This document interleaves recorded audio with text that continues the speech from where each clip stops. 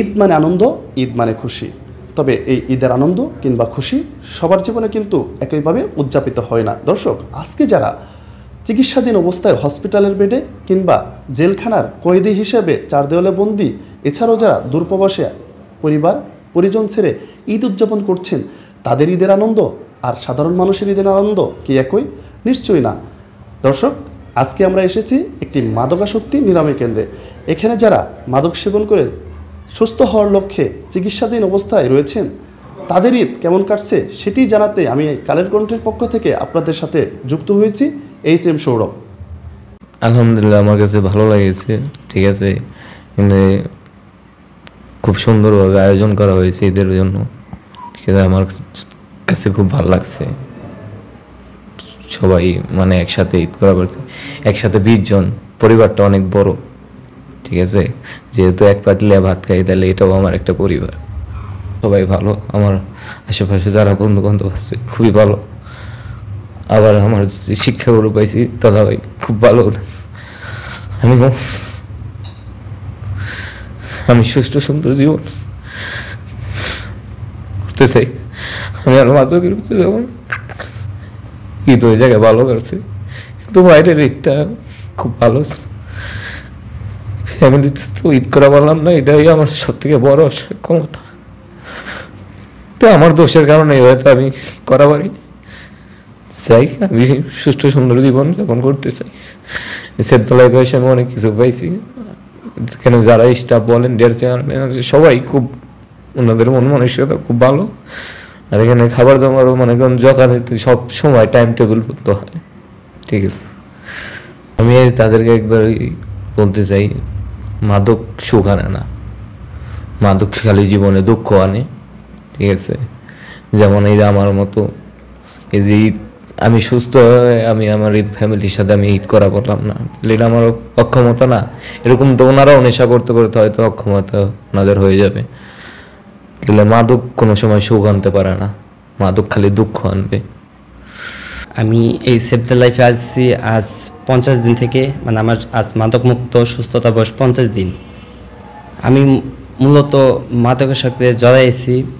আমি ছোটোবেলা থেকে বাইরে থেকে লেখাপড়া করতাম, মানে ফ্যামিলি ছাড়া মেসে থেকে লেখাপড়া করতাম। আর মেসে থেকে লেখাপড়া করলে হয়তো বা দেখা গেছে বাপ মার শাসন পাইতাম না। অনেক বন্ধু বান্ধব হয়েছে, বেশি বন্ধু বান্ধব। এই দেখা গেছে 2 দিন অল্প অল্প খাইতে খাইতে খাইতে খাইতে এমন এক পর্যায়ে জড়াই যে সময় আমি যেখান থেকে লেখাপড়া করতাম সেখান থেকে লাস্ট আমার চলে যেতে হইলো। কি জন্য নেশা টাকা জোগাইতে অনেক কিছুই করতে হয়। পরে আমি আমার দেশে চলে যাই। ওখানে দেখা গেছে কি ওখানেও ভালো হওয়ার জন্য দেশে গেলাম, কিন্তু সেখানেও ভালো থাকতে পারলাম না।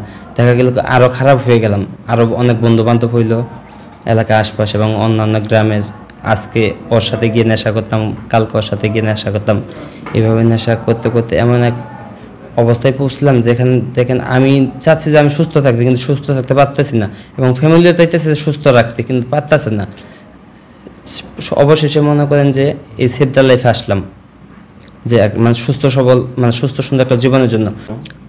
জি, মূলত লাইফে অনেক ঈদ পাইছি, সেগুলো হয়তো বা ফ্যামিলির সাথে কাটাইছি। কিন্তু দেখেন মাদকমুক্ত ঈদ ফ্যামিলির সাথে যতটুকু, সেখানে আমার আনন্দ ছিল না, সেখানে ছিল আমার দুঃখ কষ্ট। দেখা গেছে কি আমি ঘুম থেকে মানে ঈদের আগের দিন থেকে বলি, চাঁদরাইতে কী করতাম, সারাদিন ওই যে আপনার বাপ চাচা চাচু খালু সবার কাছে গিয়ে ওই যে ঈদ বোনাস নিতাম। ঈদ বোনাস নিয়ে সারা রাত নেশা করতাম। আবার কিছু টাকা রাখতাম যে পরের দিন সেই নেশা করার জন্য।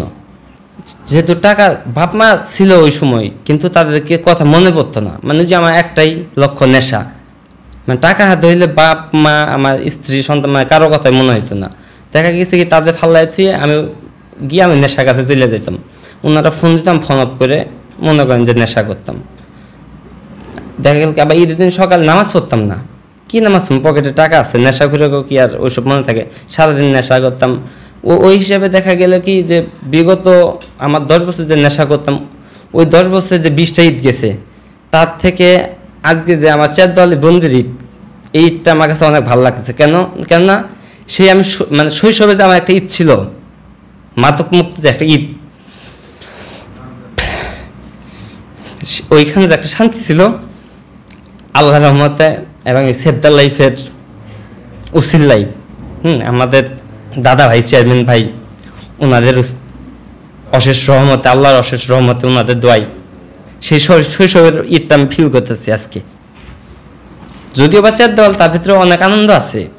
আসলে ব্যাপারটা হলো, যারা মাদকাসক্ত তারা সমাজের কাছে, পরিবারের কাছে খুব অবহেলিত। এটা হলো একটা বিষয়।